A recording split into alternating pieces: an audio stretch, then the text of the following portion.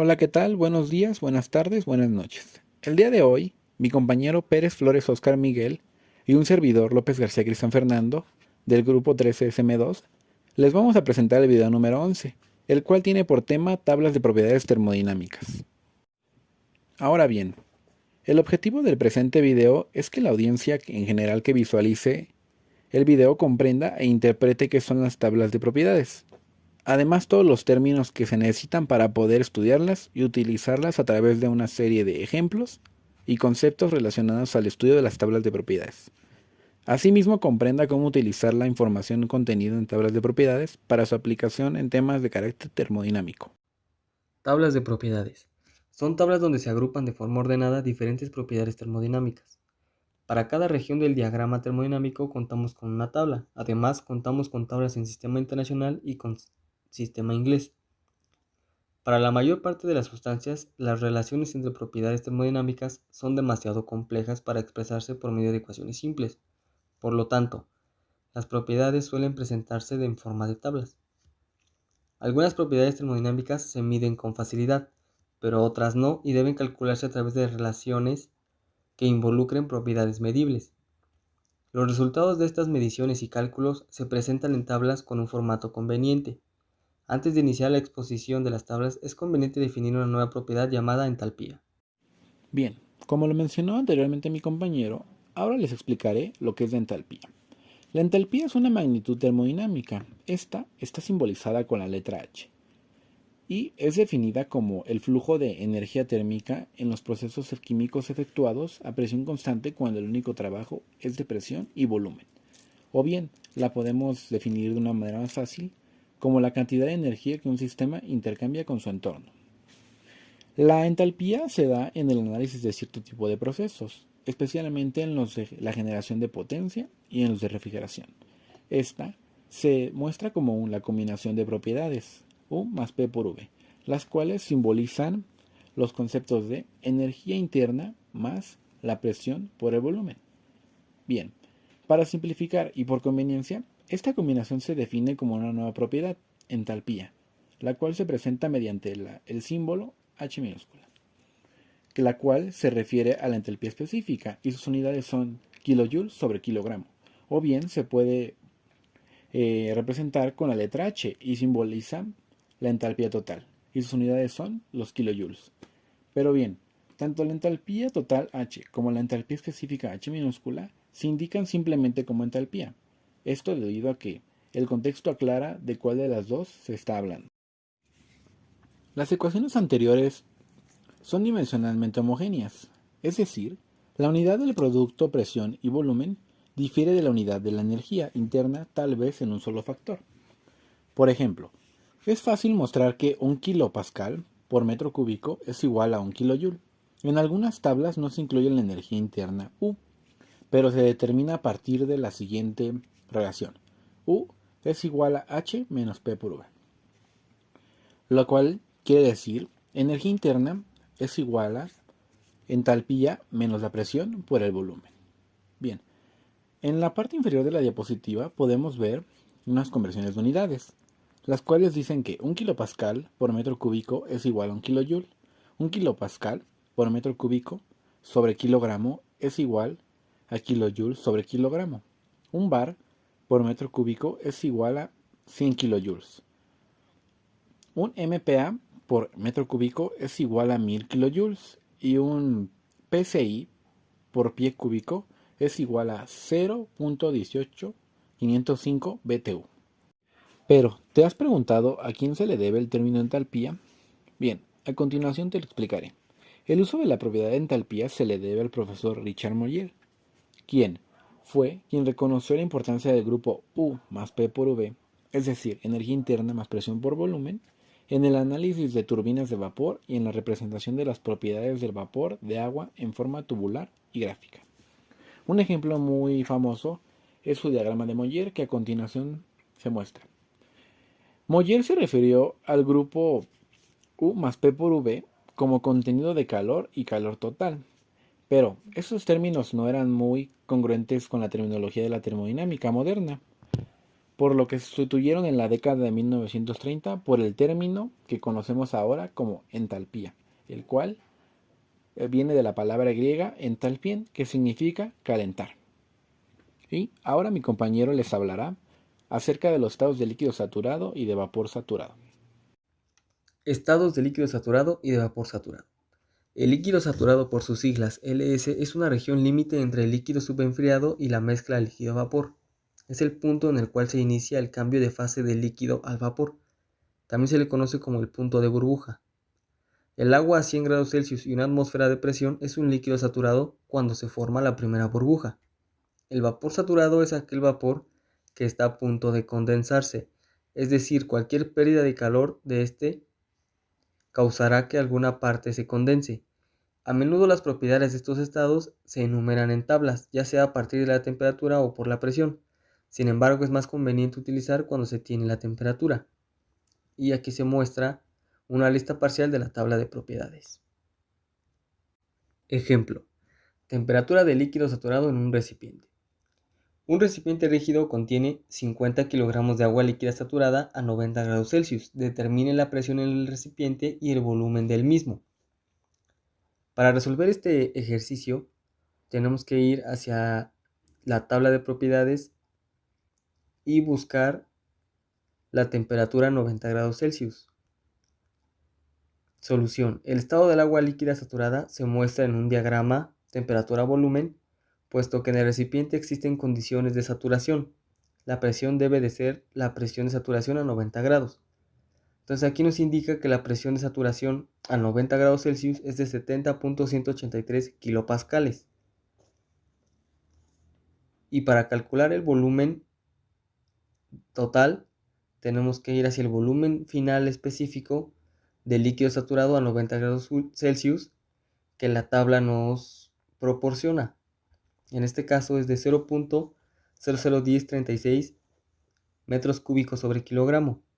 Entonces, para calcular el volumen total, tenemos que multiplicar la masa por el volumen final. Entonces hacemos la multiplicación de 50 kilogramos por 0.001036 metros cúbicos sobre kilogramo y nos da un resultado de 0.0518 metros cúbicos.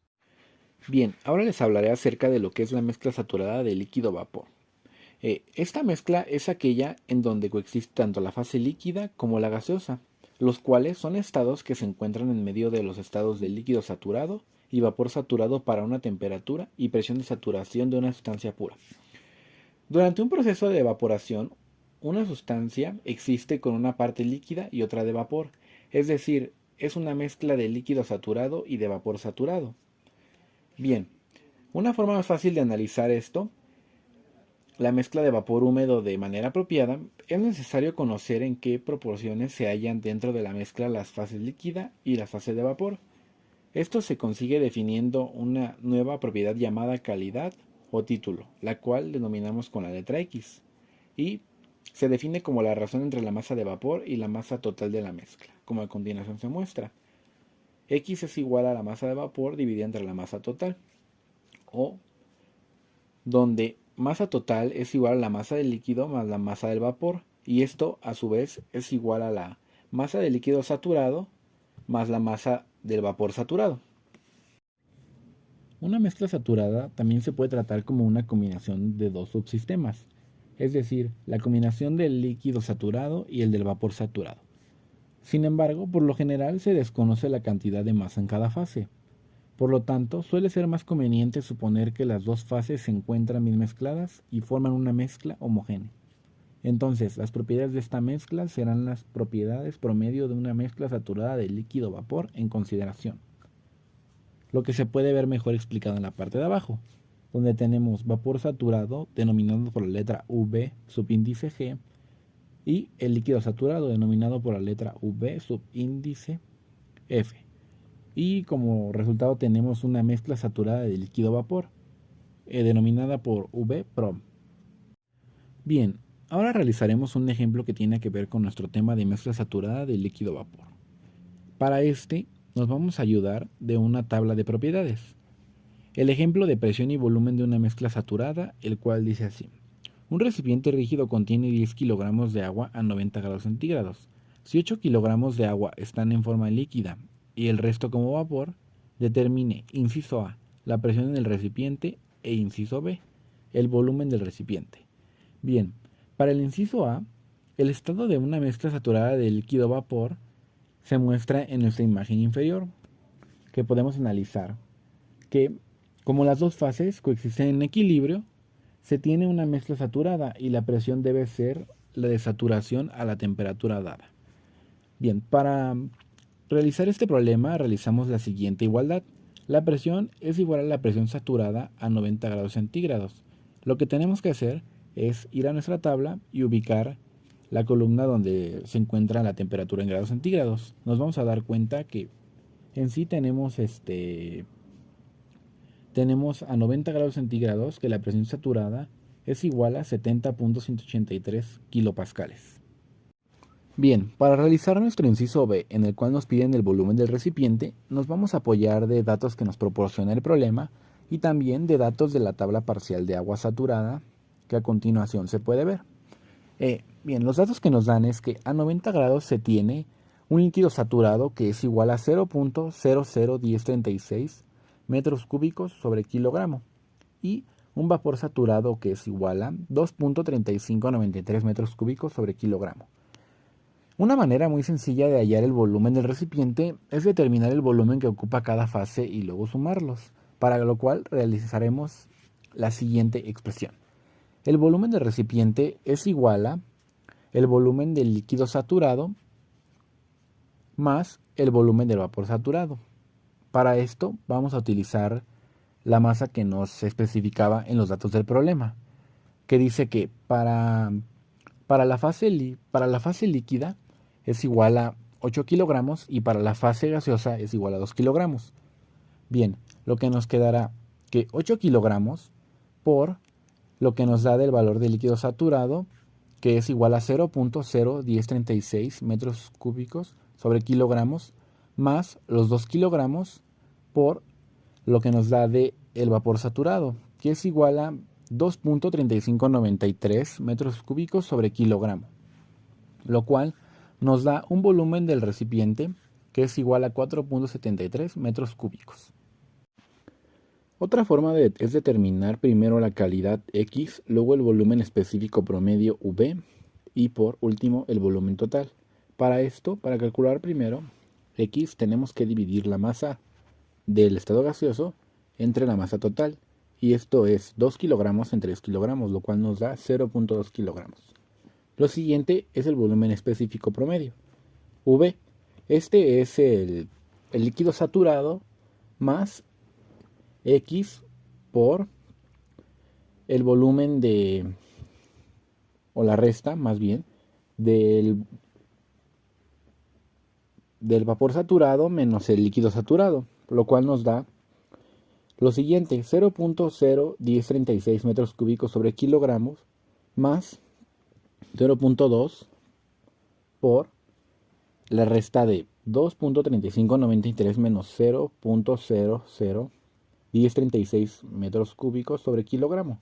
Y esto nos da un valor para el volumen específico de 0.473 metros cúbicos sobre kilogramos.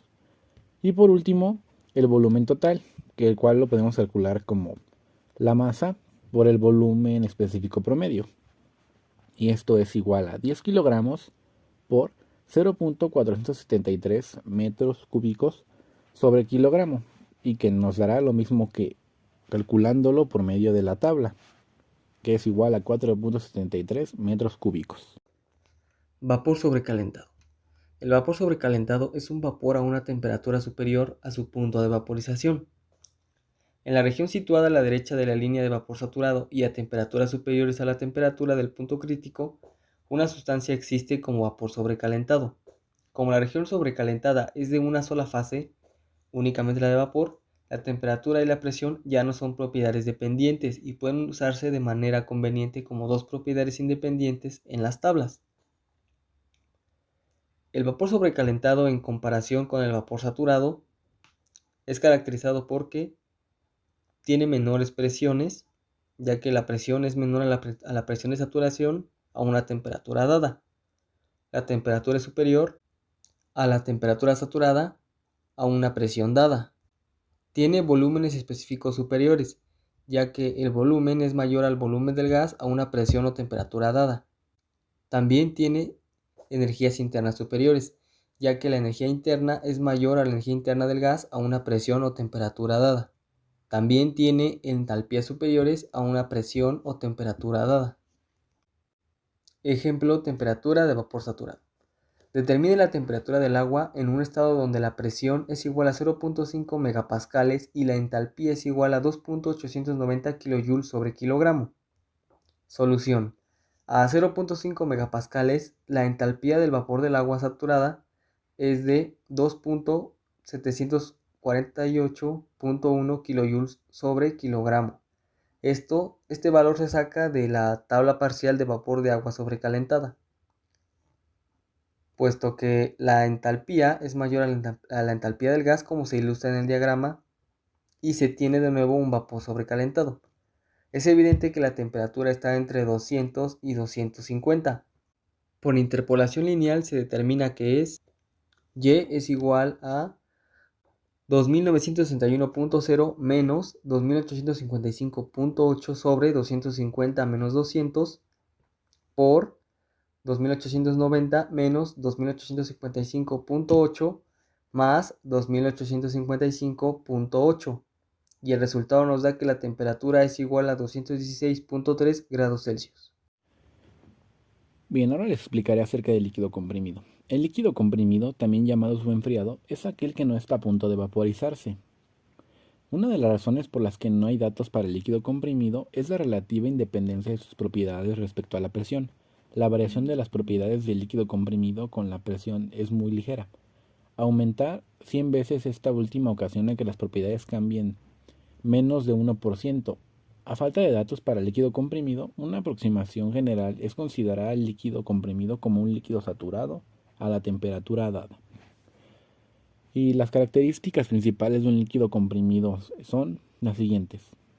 Presiones superiores, es decir, la presión es superior a la presión de saturación a una temperatura dada. Temperaturas inferiores. La temperatura total es menor a la temperatura de saturación a una presión dada. Volúmenes específicos inferiores. El volumen es menor al volumen F a una presión o a una temperatura dada. Energías internas inferiores. La energía interna es menor a la energía interna del líquido comprimido a una P o una T dada. Entalpías inferiores. La entalpía es menor a la entalpía F a una presión o una temperatura dada. Ejemplo, aproximación del líquido comprimido como líquido saturado. Bien, este ejemplo dice, determine la energía interna del agua líquida comprimida a 80 grados centígrados y 5 megapascales, con inciso A, datos de la tabla para el líquido comprimido e inciso B, datos para el líquido saturado. ¿Cuál es el error en el segundo caso? Solución. A 80 grados centígrados la presión de saturación del agua es de 47.416 kilopascales y como 5 megapascales es menor a la presión saturada, es obvio que se tiene el líquido comprimido, como se ilustra en el diagrama. Para el inciso A, y con la ayuda de la tabla parcial de líquida comprimida, vamos a ubicar en dicha tabla la temperatura que es igual a 80 grados centígrados, lo que nos dará que la energía interna es igual a 33.82 kJ sobre kilogramo. Y para el inciso B de la tabla parcial de agua saturada, se lee que la temperatura interna a 80 grados centígrados es igual a 334.97 kJ sobre kilogramos. El error en que se incurre es 334.97 menos 333.82 entre 333.82 por el 100 es igual a 0.34. Estado de referencia y valores de referencia. Los valores de U, H y S, que se refieren a energía interna, entalpía y entropía, no se pueden medir directamente y se calculan a partir de propiedades medibles mediante las relaciones entre propiedades termodinámicas. Sin embargo, Con estas relaciones se obtienen los cambios en las propiedades y no sus valores en estados específicos. Por lo tanto, es necesario elegir un estado de referencia conveniente y asignar un valor 0 para una propiedad o propiedades convenientes en ese estado. Para el agua, el estado de líquido saturado 0.01 grados Celsius se toma como el estado de referencia y a la energía interna y la entropía se les asignan valores 0. En ocasiones, tablas diferentes muestran distintos valores para algunas propiedades en el mismo estado, como resultado de usar un estado de referencia diferente. A pesar de esto, la termodinámica se interesa por los cambios de las propiedades, por lo que el estado de referencia elegido no tiene consecuencias en los cálculos siempre que los valores empleados sean de un solo conjunto congruente de tablas o diagramas. Como pudimos escuchar a lo largo de este video, las tablas de propiedades son una organización donde se agrupan de forma ordenada diferentes propiedades termodinámicas. Dichos resultados agrupados en estas tablas se pueden encontrar en el sistema internacional y en el sistema inglés. Estas tablas son de gran utilidad en temas de carácter termodinámicos, debido a que la mayor parte de las sustancias, las relaciones entre propiedades termodinámicas son demasiado complejas para expresarse por medio de ecuaciones simples. Por lo tanto, las propiedades suelen presentarse en forma de tablas. Para un mejor análisis e interpretación de estas tablas termodinámicas, como se pudo observar a lo largo de este video, son necesarios conceptos relacionados al contenido de estas tablas y ejemplos, ya que sin esta información no sería tan fácil analizar e interpretar estas tablas de propiedades termodinámicas.